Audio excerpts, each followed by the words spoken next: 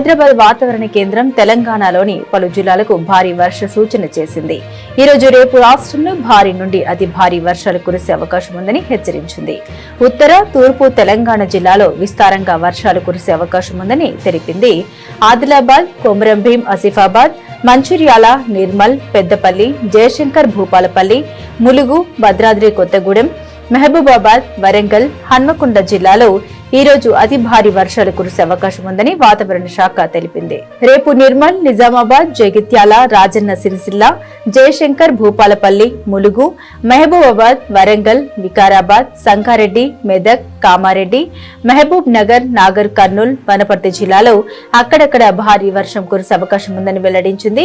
ఉత్తర తెలంగాణ జిల్లాలకు వాతావరణ శాఖ ఆరెంజ్ హెచ్చరికలు జారీ చేసింది.